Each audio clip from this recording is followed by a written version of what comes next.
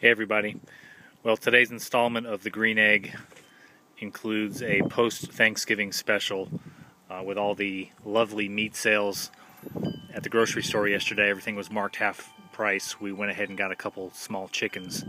So today what I went ahead and did was about a 5-pound roasted chicken rubbed with garlic butter and sage, just like we did with the turkey on Thanksgiving.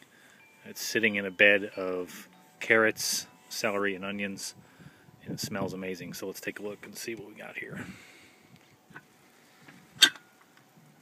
Yes, there it is, folks. It smells amazing. And I also put a little bit of sausage in the bottom. Chop that up and mix it all around. Should be fantastic.